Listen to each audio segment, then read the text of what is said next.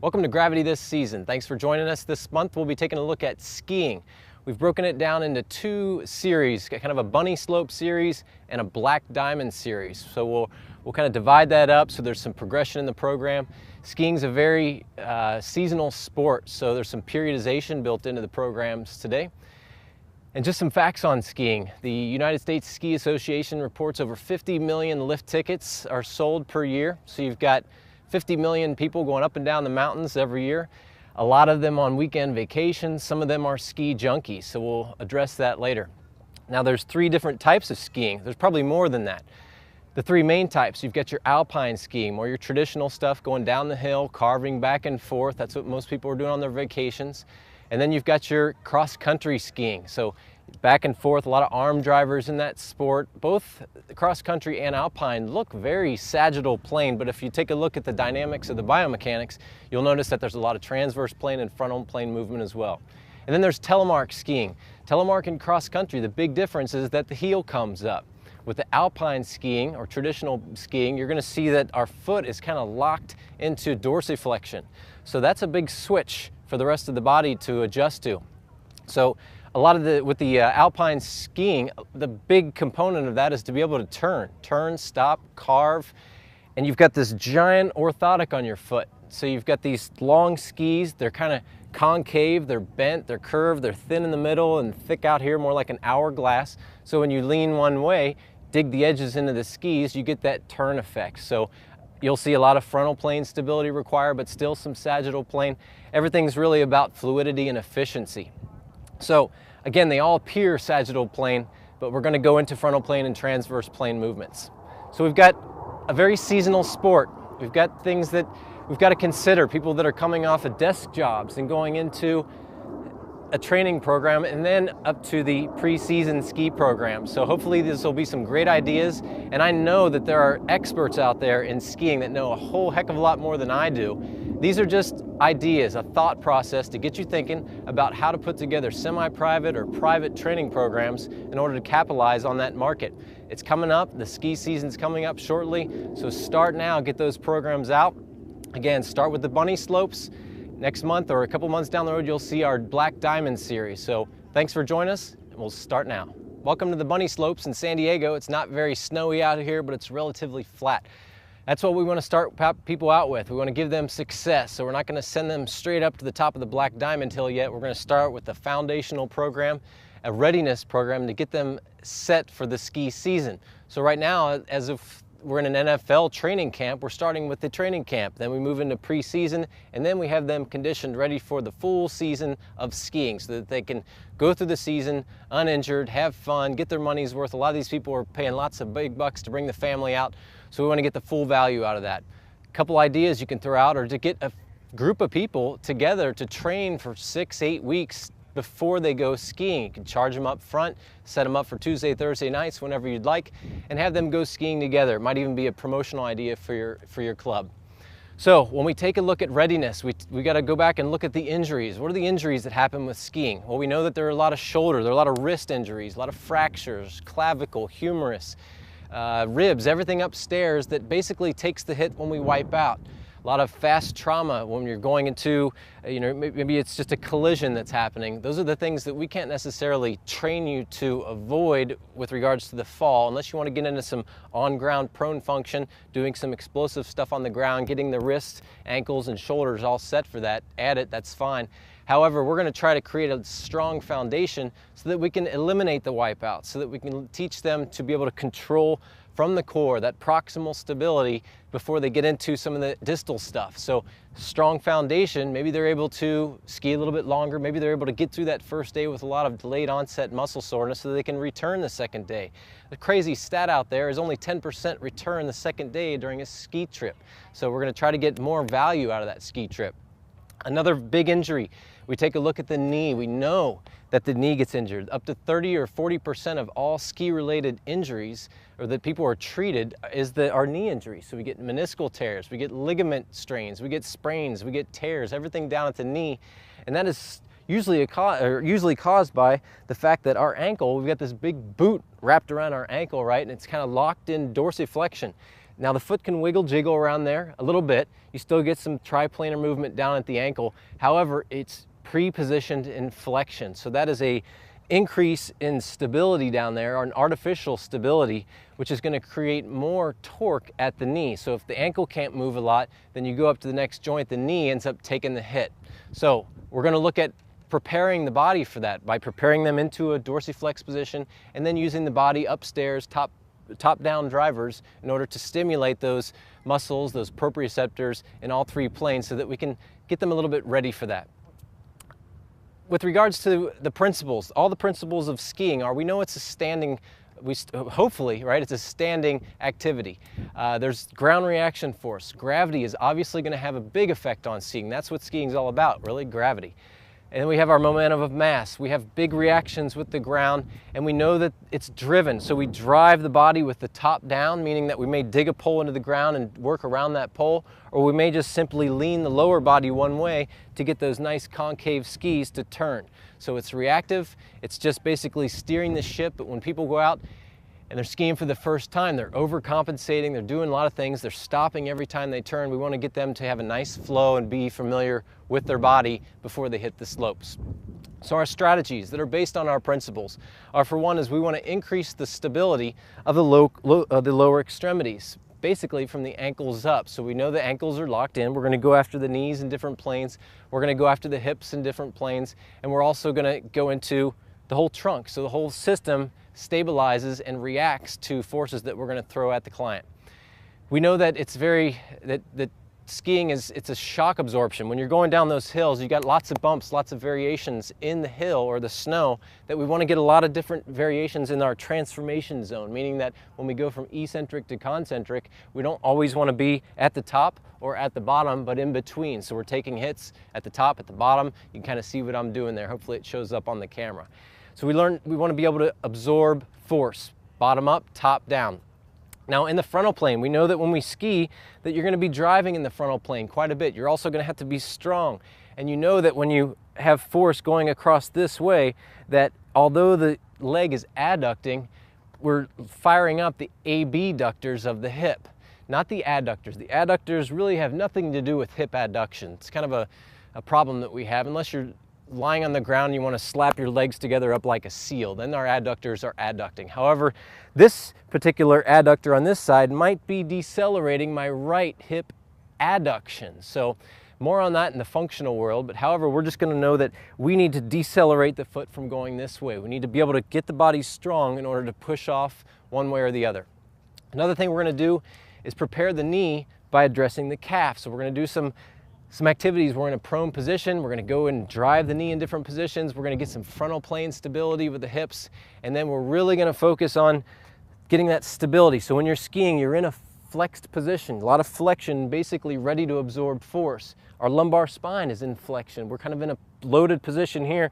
So we might do activities that kind of tweak that load. So we're flexed, and then we add in a different plane like the transverse plane or the frontal plane in order to have a more rounded athlete with regards to three-dimensionality. So this program is about preparing them for the program. So we're going to bring in Nicole for help. Just like the knee, Nicole's kind of like the knee today. Nicole's going to take the hit for me, do a lot of the movements. The knee takes the hit for the body. A lot of times it's kind of stuck in between the foot and the hip, and it takes that hit. So it takes all these beatings and beatings. So Nicole is my knee today. How's that? So welcome, Nicole.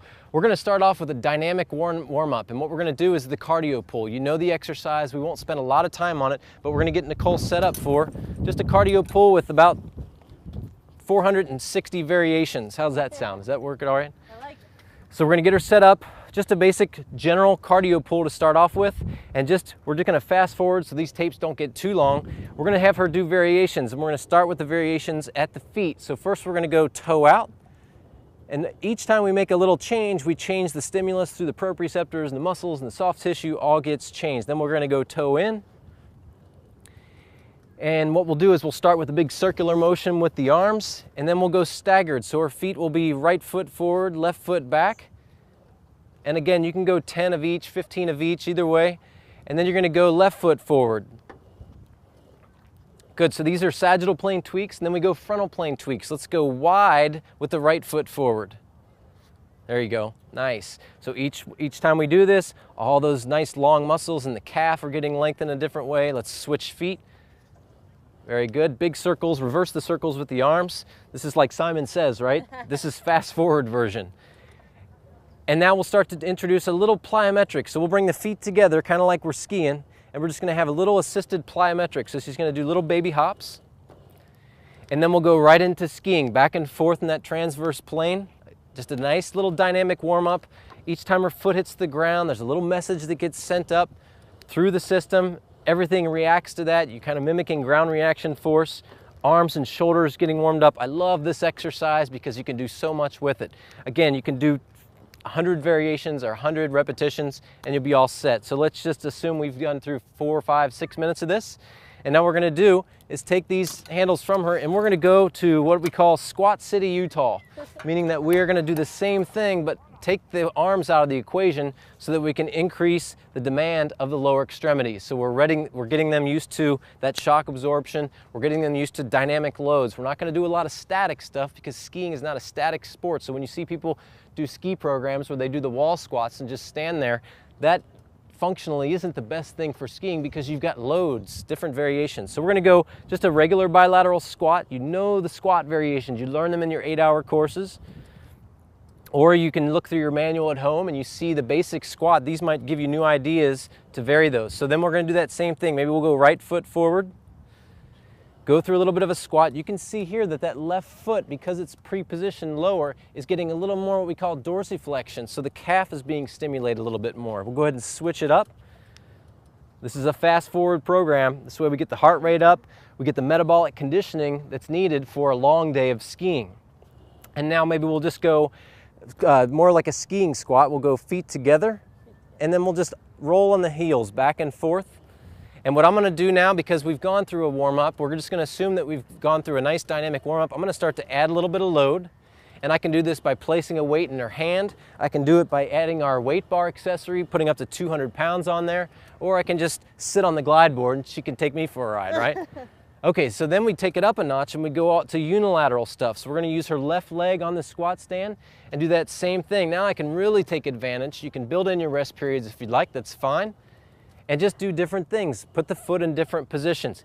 If somebody has pain in the knee, try some of these different positions so that you can get into a nice pain-free range of motion. We never wanna work in pain, we wanna find a way around it.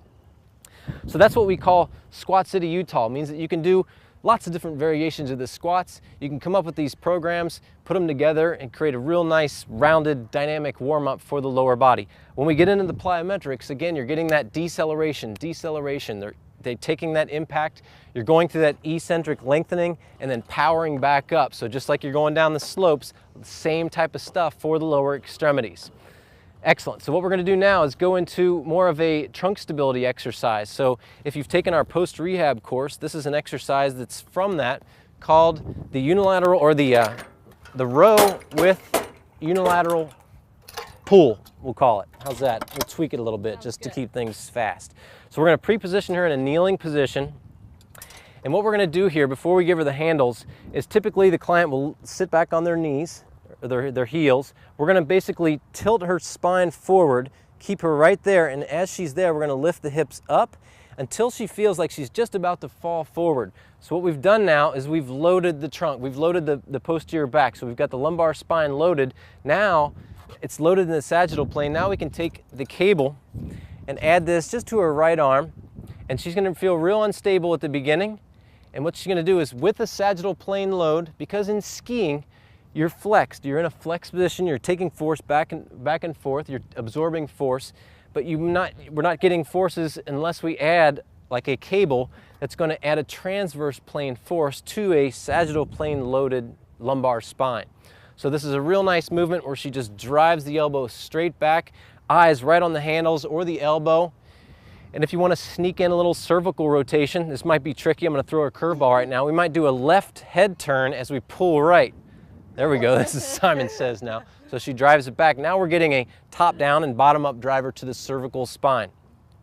Real nice exercise that, again, loads the lumbar spine, preloads it, and then adds a transverse plane variation to that squat. So the next thing we're gonna do, you can do both sides obviously, is we're gonna keep her in a kneeling position, and what we've got is some free weights, and I'm gonna switch it up on her. You can add free weights, you can add anything you want, because you've got someone in a kneeling position and the glide board's on a slope, so it's nice. I'm gonna start her off with real basic frontal plane drivers. So now we wanna get the trunk warmed up in the frontal plane so we can use those weights to eccentrically lengthen, and then the weight actually pulls you back down. So just like anything with function, gravity ends up doing a lot of the work here. So if I wanted to make it more difficult for one side or the other, I would only give her one weight. Now we can also take that up a notch. I'm gonna give her some lighter weights because I'm gonna ask her to do some dynamic stuff. Got our power blocks out here. And what she's gonna do now is, say we're gonna build up from this frontal plane stuff. Now she's gonna start to shoot the weights out up to about shoulder height. Maybe just a little bit higher, make it a little easier on your shoulders. There we go. So we're getting all kinds of stability for the trunk, and we're getting some nice bonus material for the shoulders. And now we're gonna go opposite side overhead. So now she's gonna get a real nice lengthening. And what we're gonna do now is start to tweak the whole system here. I'm gonna have her stagger her knees. So one knee is gonna be a little in front of the other, and then do that same thing overhead. So now we're getting more stretch, a different set of stimulation to the trunk. Yep. And then we could obviously go back and forth. With those exercises, you can also tweak the stability factor, meaning that I've had her knees were fairly wide during that whole session. So if we wanted to make it more unstable in the beginning, we would just position her knees closer. Again, this is a readiness program, so I would just advise start wide. Okay, now we're gonna get into some plank work. So we're gonna get into that calf. We wanna prepare the calf for all that work in that flexed position, right? So we're gonna take the squat stand off, and we'll bring it up just a hair, just to make it a little easier on Nicole's upper body, although I know she could handle probably a decline variation of this. We're gonna keep the feet on the ground and then just go down to an elbow plank to start off with. Now I'm gonna shift over here, and what we're gonna do is we're gonna work on this left ankle. So we've got it pre-positioned in dorsiflexion.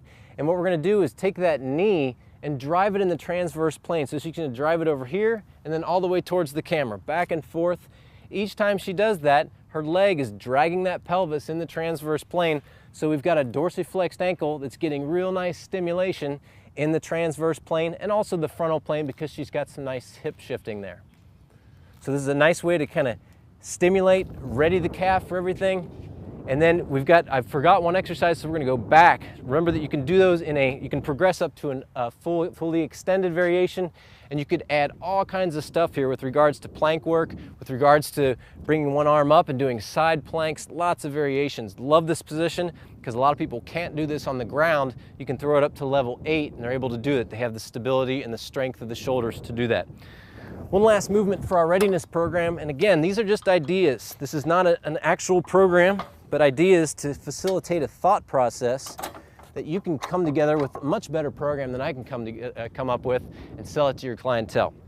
What we're gonna do now is, it's called a lateral position of a squat, and this is gonna be tricky to see with the camera, but what we're gonna do is, we've got this big muscle called the peroneus longus that kind of sneaks down, the fibular head comes all the way down the lateral malleolus and then sneaks under the foot and attaches up into that first metatarsal or near it. So you've got a nice connection, but it goes all the way under. So in skiing, in that frontal plane stability, we want to be able to have that muscle prepared for the rest of the stuff we're going to do in the Black Diamond program, as well as the slopes. So what we do is we get them in a side-lying position, and we're going to pre-position that foot way towards the top back, so even to where your heel fits right into my hand here. And she's just going to bring that other leg, she can either bend it or bring it forward, and as she goes into a little bit of a hop, what happens is she's going to land, and each time the key is to land with the big toe first. So the big toe takes that tendon, says, hey, I need your help, peroneus longus, help me out here. So she's going to go back and forth with these. They can be small hops, big hops, baby hops, but the key is to get the foot posterior lateral to the body. So these are just some simple ideas to put into your readiness program of the Bunny Slope Gravity This Season ski program.